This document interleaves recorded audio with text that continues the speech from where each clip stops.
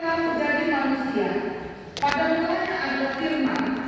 Firman itu bersama Allah, dan firman itu adalah Allah. Dia pada mulanya bersama-sama dengan Allah. Segala sesuatu dijadikan oleh Dia, dan tanpa Dia tidak ada sesuatu pun yang telah jadi dari segala yang telah dijadikan. Dalam Dia ada hidup, dan hidup itu adalah terang manusia. Terang itu bercahaya di dalam kegelapan, dan kegelapan itu tidak menguasainya. Datanglah seorang yang diutus Allah, namanya Yohanes. Ia datang sebagai saksi untuk memberi kesaksian tentang terang itu, supaya oleh Dia semua orang menjadi percaya. Dia bukan terang itu, tetapi ia harus memberi kesaksian tentang terang itu. Terang yang sesungguhnya yang menerangi setiap orang sedang datang ke dalam dunia. Dia telah ada di dalam dunia, dan dunia dijadikan olehnya, tetapi dunia tidak mengenalnya. Ia datang kepada milik kepunyaannya, tetapi orang-orang kepunyaannya itu tidak menerimanya. Tetapi semua orang yang menerimanya diberinya kuasa supaya menjadi anak-anak Allah, yaitu mereka yang percaya dalam nama-Nya. Orang-orang yang diperanakan bukan dari darah atau dari daging, bukan pula secara jasmani oleh keinginan seorang laki-laki, melainkan dari Allah. Firman itu telah menjadi manusia dan diam di antara kita, dan kita telah melihat kemuliaan-Nya, yaitu kemuliaan yang diberikan kepadanya sebagai anak tunggal Bapa, penuh kasih karunia dan kebenaran. Yohanes memberi kesaksian tentang Dia dan berseru katanya, inilah Dia yang dimaksudkan ketika aku berkata, kemudian daripadaku akan datang Dia yang telah mendahului aku, sebab Dia telah ada sebelum aku. Karena dari kepenuhannya kita semua telah menerima kasih karunia demi kasih karunia. Sebab hukum Taurat diberikan oleh Musa, tetapi kasih karunia dan kebenaran datang oleh Yesus Kristus. Tidak seorang pun yang pernah melihat Allah, tetapi anak tunggal Allah yang ada di dalam Bapa, Dialah yang menyatakan. Firman Tuhan memberkati kita. Apa tema pagi ini yaitu firman itu adalah Allah. Firman itu adalah Allah. Itu dari pasal 1 pada mulanya ada firman. Firman itu bersama-sama dengan Allah, dan firman itu adalah Allah. Ini luar biasa sekali Bapak Ibu. Tulisan Yohanes ini pasal 1 ayat 1 sampai dengan 18 ini, apalagi yang pertama tadi pada mulanya firman itu bersama-sama dengan Allah dan firman itu adalah Allah. Ini ciri khas Yohanes dalam tulisannya di awal pasal ini. Seperti orang yang sedang mengantarkan pembaca untuk bisa bernostalgia, mengitari tentang waktu, tentang apa? Tentang masa-masa yang sudah lewat, di mana itu kita kejadian. Jadi kita sekarang kan tanggal 4 nih, 4 Januari 2025. Ini awal minggu pertama di awal tahun, dan biasanya kita sambil menjejakkan kaki kita di awal tahun 2026 ini, kita juga kadang-kadang sambil memflashback kehidupan kita di 2025. Apa solusi yang baiknya, apa yang harus saya kerjakan, apa yang harus saya ubah, apa yang harus saya perbaiki, dan lain sebagainya. Kita seperti sedang bernostalgia. Seperti itu juga tulisan Yohanes itu. Seperti hendak bernostalgia tentang kita kejadian. Tapi juga seperti bukan hanya sekedar nostalgia, tapi juga sebuah pernyataan iman tentang apa? Pada mulanya adalah firman, karena dulu ketika di awal kita kejadian, Alkitab mencatat segala sesuatu diciptakan oleh perkataan Tuhan. Allah berkata jadilah terang, terang itu jadi. Allah berkata jadilah cakrawala, cakrawala itu jadi, dan sebagainya.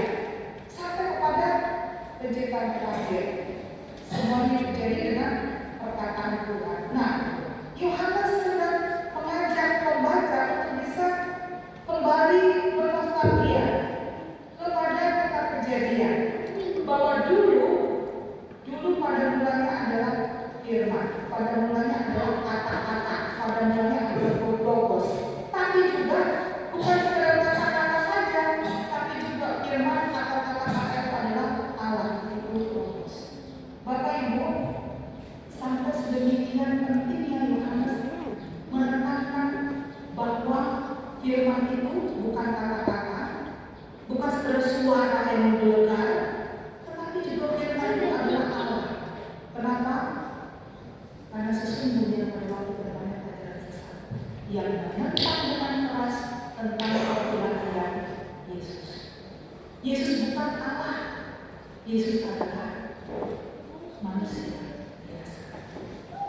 Yesus punya anak nabi yang dinubuatkan dan lain sebagainya. Dan Yohanes sedang menentang dengan keras, lalu ia menyatakan pernyataan imannya pada saat itu. Betapa pentingnya untuk percaya bahwa firman itu adalah Allah, karena firman itu tahun 1970-an saya belum lahir. Baru setelah itu sedikit setelah itu baru lahir.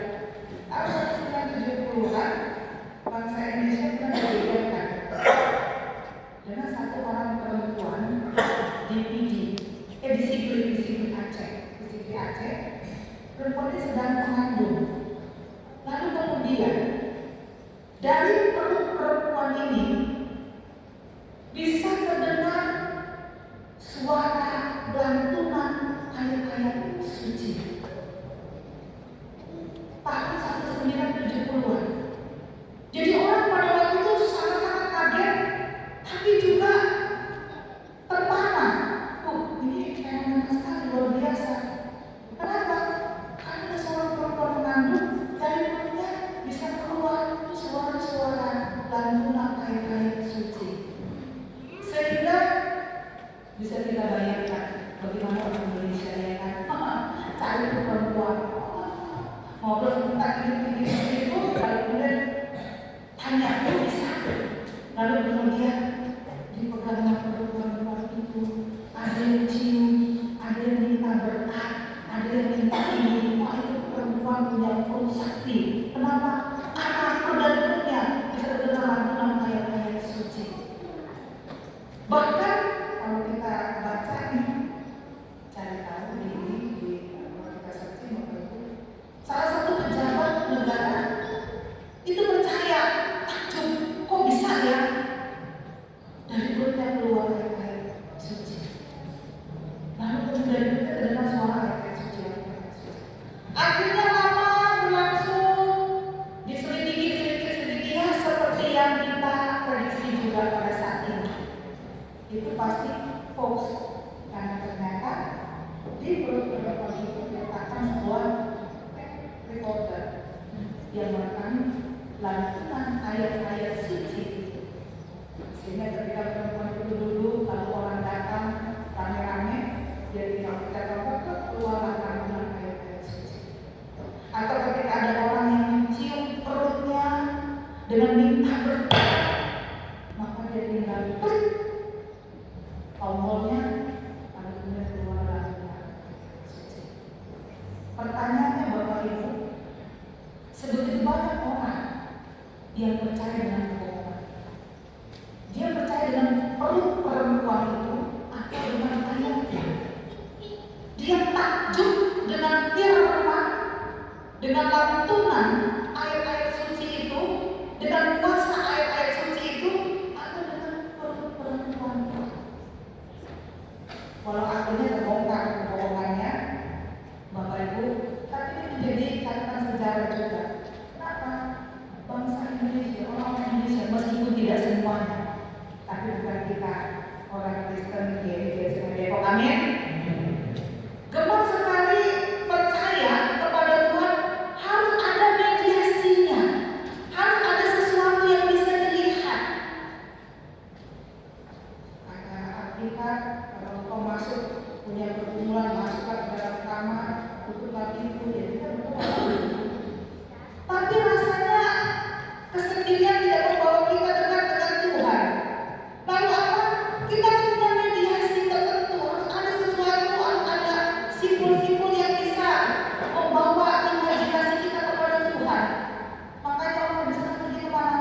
Ke gunung besar, gunung Kawi, gunung Kidul, apalagi pantai selatan, apalagi banyak hal.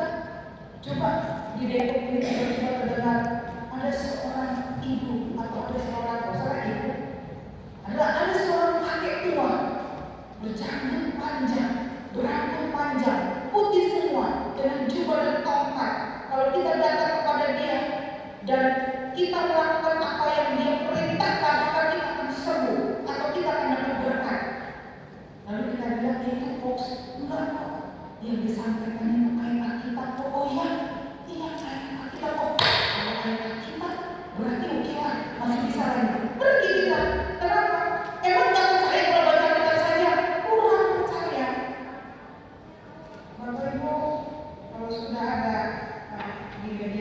finansial, ya kan?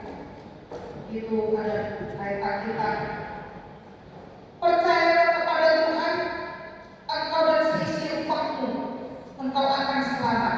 Nah, kita baca biasa saja. Ada yang di bawah. Teruskan kepada 10 orang setelah engkau. Hari ini juga engkau akan bersuka cita, engkau akan berdamai sejahtera, engkau akan sehat, engkau akan sembuh, engkau akan rezeki, engkau akan lolos dari maut dan sebagainya. Kita forward 1 hari, kita forward 2 hari sampai 10 kita lega sudah. 9 kali kita forward, kita bilang, otak kita bilang kurang satu, ini kenapa pulang? Dikenal pas 10, terus di forward, kurang 1 kali kemudian aja, terus dikirim. Nah itu Bapak Ibu, nanti tidak ada di biasanya tengok. Semoga kita saling menasihati yang lain kalau ada kan kita bisa. Kenapa? Ya itu dia. Apakah orang punya kekuatan untuk percaya kepada firman? Hari ini Yohanes bukan main-main, dia katakan pada mulanya adalah firman. Ayo kita mundur, ayo kita bergerak, ayo kita kejadian. Firman Tuhan katakan jadilah perang itu jadi, jadilah cara itu jadi, jadilah benar-benar itu jadi, dan lain sebagainya. Pada mulanya hanya words, pada mulanya hanya kata-kata, tapi luar biasa aku itu kata-kata. Kenapa kok bisa aku? Karena bukan cuma kata-kata biasa saja. Karena firman itu adalah jadi Bapak Ibu, pernyataan Yohanes ini menjadi pernyataan iman untuk menentang apa? Orang banyak pada waktu itu yang punya keyakinan bahwa Yesus bukanlah Allah. Yesus manusia biasa. Yusuf dan Maria, ibunya ada sama kita, bapaknya ada sama kita, saudara-saudara kandungnya ada sama kita. Kalau orang Batak bilang abangnya ada, itok-itoknya ada, tambulnya ada, tulangnya ada sama kita semua. 1 juta lagi sama kita, 1 kampung sama kita, bukan? Hari ini firman Tuhan mau katakan, pada mulanya firman itu bersama-sama dengan Allah, dan firman itu adalah Allah. Kenapa? Karena firman itu firman yang berkuasa. Firman itu adalah logos. Ketika firman itu berbicara, maka firman itu akan jadi. Itu sebabnya Bapak Ibu, kenapa banyak orang yang bertobat? Kenapa banyak artis selebritis yang bertobat? Karena mereka baca firman. Karena firman itu bukan sekedar bacaan seperti kita baca poster atau tulisan di media sosial. Karena Alkitab itu bukan literatur rohani, tapi Alkitab itu adalah firman perkataan Allah, dan Allah ada di dalam firman. Persoalannya apa? Percaya pada firman. Lalu kemudian Bapak Ibu yang dikasih Tuhan Yesus Kristus, firman itu memberkati setiap orang yang percaya kepada Tuhan. Firman itu dijadikan.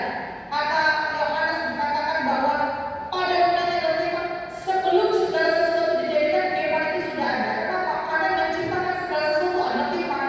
Berarti sebelum segala sesuatu dijadikan, harus ada yang sudah jadi. Apa itu firman? Firman adalah Allah yang ada. Firman adalah yang ada sebelum segala sesuatu ada. Firman adalah yang ada sebelum segala sesuatu diciptakan. Firman adalah yang ada sebelum segala sesuatu terjadi. Firman sudah ada, firman itu sudah jadi. Luar biasa. Sehingga tidak ada yang bisa menggerakkan firman, karena firman adalah pergerakan itu sendiri. Tidak ada yang bisa menguasai firman. Firman itu adalah kuasa itu sendiri. Oleh sebab itu, percaya kita kepada firman. Sampai hari ini, sejarah dunia digerakkan oleh satu sejarah, yaitu perkataan Tuhan, yaitu firman. Dalam cerita-cerita dalam pemberitaan khotbah Natal. Walaupun Maria dan Yusuf harus meninggalkan tempat yang nyaman dalam keadaan mengandung, mereka digerakkan oleh firman yang berkata, tinggalkan tempat itu, pergilah ke Betlehem, lalu kemudian tidak aman, pergilah ke Nazaret. Semuanya hanya supaya apa? Sejarah dunia tunduk taat patuh kepada sejarah keselamatan. Akan lahir seorang bayi di Betlehem. Setelah itu dia akan tinggal di Nazaret, sehingga disebut sebagai Yesus orang Nazaret. Akan digenapi rencana keselamatan Tuhan. Sejarah keselamatan dunia selalu akan tunduk pada sejarah keselamatan Tuhan. Perkataan dunia selalu akan tunduk dengan perkataan Tuhan, dengan Tuhan. Apapun segala sesuatu yang bisa dibengkokkan oleh manusia, segala sesuatu yang bisa dibengkokkan oleh kuasa manusia, selalu Tuhan akan meluruskannya kembali supaya tetap bisa pada sejarah keselamatan Tuhan, pada perkataan Tuhan, kembali kepada perkataan Tuhan, kembali kepada firman Tuhan. Kenapa? Karena firman itu adalah Allah, firman itu adalah Logos. Kita buka Amsal 19 ayat 21, Bapak Ibu. Tidak ada yang bisa mengubahkan rencana-rencana Tuhan. Saya nanti ada 3 bagian Alkitab karena ada banyak. Bagian yang sebelah kiri dan yang di tengah ini akan baca Amsal 19 ayat 21. Silakan buka Alkitab Perjanjian Lama. Boleh buka titiknya, boleh juga buka Alkitabnya. Tapi kita berusaha supaya setiap minggu kita bawa Alkitab. Jangan ketika mati Alkitab kita dikasih mati, tapi ketika kita hidup Alkitab tinggal di rumah. Ya. Amsal 19 ayat 21, bagian sebelah sini, bagian tengah, Yesaya 55 ayat 9, dipersiapkan buka Yesaya 55 ayat 9. Bagian paling kanan, Yeremia 29 ayat yang ke-11, boleh buka Alkitab, boleh buka gadgetnya ya. Yeremia 29 ayat 11, oke, sebelah kanan, Yeremia 29 ayat 11, tengah Yesaya 55 ayat 9, tengah sini dan paling pinggir Amsal 19 ayat 21. Sudah dapat Bapak Ibu? Siapkan sama-sama ya. Kita mau lihat bahwa ternyata tidak ada yang bisa merubah firman Tuhan, karena firman itu adalah Allah yang telah mengutus. Amsal ya. Oke, sekarang ya. Yeremia 29 ayat 11, sebelah paling kanan, Yeremia 29 ayat 11, paling tengah, Yesaya 55 ayat 9, Yesaya 55 ayat 9, sudah dapat? Lalu paling pinggir dan yang tengah ini, sebelah sini kiri, Amsal 19 ayat 21. Nanti kita bacanya berganti-gantian ya. Satu perikop dulu. Satu teks. Sudah ketemu? Puji Tuhan. Kita dengar dulu kelompok yang baca Amsal 19 ayat 21, karena cuma satu ayat. Baca dengan kuat supaya kita semua bisa mendengar. Baca dengan serentak dan kompak supaya kami tahu apakah ada kesatuan hati di tempat duduk sebelah sana ya. Amsal 19 ayat 21, 1, 2, 3. Banyaklah rancangan di hati manusia, tapi keputusan Tuhanlah yang terlaksana. Benar Bapak Ibu ya. Banyaklah rancangan di hati manusia, tetapi keputusan Tuhanlah yang terlaksana. Apapun yang dirancangkan manusia dengan pikirannya, pada akhirnya Tuhan dan rancangannya yang terlaksana. Yang tengah Yesaya 55 ayat 9, 1, 2, 3.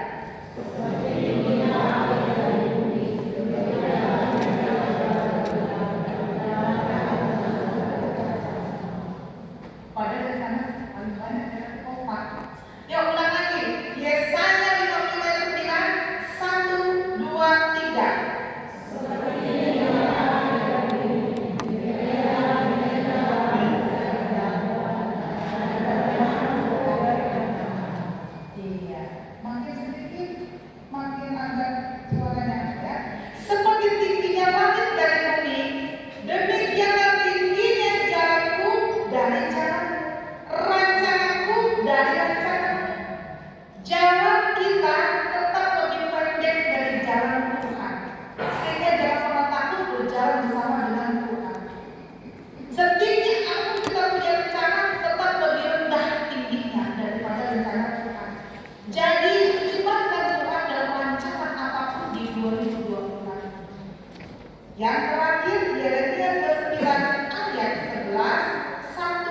2, 3. Sebab aku ingin memperoleh apa yang ada padaku demikian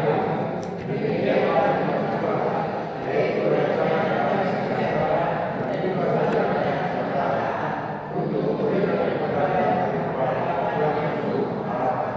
Amin. Ini malahan yang paling panjang ayatnya, malah lagi ya. Iya, baiklah. Yeremia 29 ayat 11. Sebab aku ini mengetahui rencana-rencana apa yang ada padaku mengenai kamu, yaitu rencana damai sejahtera dan bukan rencana kecelakaan, untuk memberikan kepadamu hari depan yang penuh harapan. Artinya Bapak Ibu, selagi apapun kita punya rencana, tetap ada kemungkinan untuk gagal, salah, tidak terjadi, terbentur, dan lain sebagainya. Tapi jika Tuhan sudah punya rencana, sekalipun kita punya rencana yang rapi, kalau rencana kita itu bersama-sama dengan Tuhan, melibatkan Tuhan, percaya kepada Tuhan, menyerahkan rencana kita kepada rencana Tuhan, maka besok rencana kita Tuhan luruskan supaya apa? Rancangan itu adalah rancangan keselamatan menuju hari depan yang penuh damai sejahtera. Jika demikian, jangan jadi seperti orang-orang banyak pada zaman Yesus yang menolak Yesus dan tidak percaya dengan keilahian Yesus. Mereka berkata, Yesus bukan Tuhan. Tapi Yohanes mengajar kita, menguatkan kita bahwa pada mulanya firman. Firman itu bersama-sama dengan Allah. Firman itu adalah Allah. Jika demikian, percaya kepada firman.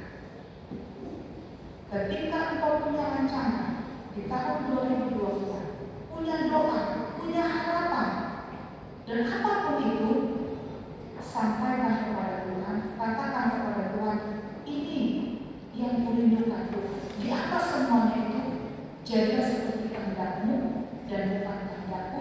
Berikan aku keberanian untuk percaya kehendak Tuhan. Karena Tuhan adalah firman yang menjadi Allah dan firman itu adalah Logos.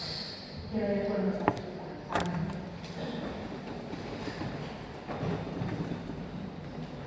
Terima kasih untuk firman-Mu ya Tuhan pada hari ini. Kami serahkan hidup kami, karena kami tidak pernah mengetahui langkah kami di depan.